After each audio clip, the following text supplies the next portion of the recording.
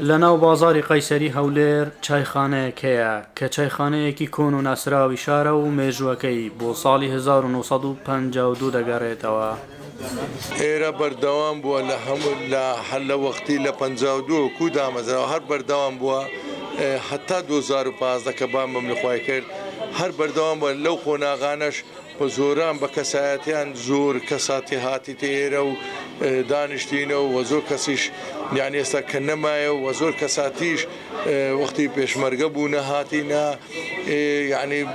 چایان خواردە لێرە ڕۆیشتینە باسی قەدیم بکەین ئەو بەقارانە دەهاتن قەسابەکان داهاتن ئێستاوان نەماینە دوایە پاشی ئەحداسی خەرچی تر هاتن بیانی هاتن. محسن عارب بەرگ درۆیە ئەو دەڵێت 48 ساڵە دوکانەکەی دراوسێی چایخانەی مام خەلیلە کاتێک لەبارەی چایخانەکەەوە لێمان دەپرسی ئەو دەگەڕایەوە بۆ قۆناغ و سەردەمی جیاجیا کە چایخانەکە پێدا تێپەڕیوە. ئێرە چایخانێکی قەدیمە ئیسارێک و پێک دێنێرە پیاوی باقوڵ ماقوڵ دێنێرە زەمانی کاگرە و زادی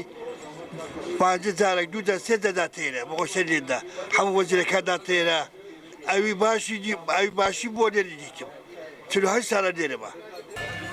چایخانەی مام خەلیل بووەتە ناوەندێکی کللتوری و فەرهەنگی لێرە وێنە ئەرشیفی دەیان کەسایەتی ناسراوی هەرێمی کوردستان هەڵواسراون وە خۆیان دەڵێن تا لە ڕێگەیەوە هەم خەبات و خزمەتیان لە یاد نەکرێت و هەمیش گەشتیاران و کەسانی بیانی زیاتر ئاشنای مێژوو و کەلتور و فەرهەنگی شارەکە ببن. ئەو وێنانە لەم لە زمانی مام خەلیل و هەمدای مام خەلیلی شەمە لێرە هەڵواسیوە وێنەی هەموو کەسایەتەکانیدادا سیاسیە کۆمەڵایەتی ئاینیە کاسبکارە ئێو شارەی هەموو لێیە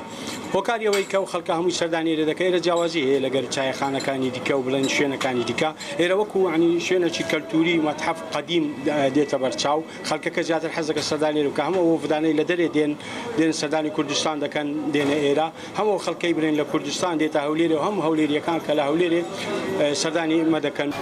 جێباسە مام خەلیل تا ساڵی 2015 سەرپەرشتیام چایخانەیە دەکرد دواتر لە ژیاندا نەما و کوڕەکەی بە ناوی محەممەد ئێستا سەرپەرشتی چایخانەکە دەکات. لە پاڵ هاتنی ناوی ئەو شوێنەوارە کۆن و مێژوێنەی هەولێر ناوی چایخانەی مام خەلیلیش هەیە و خەڵکێکی زۆر بیرەوەری لەگەڵ ئەم چایخانەیەدا هەیە و بۆتە شوێنی کۆڕۆکوبوونەوەی نووسەران و ڕۆشنبیران و چین و توێژی جیاجیایی ناوچەکە. ئەحمەد جێباری دەنگی ئەمریکا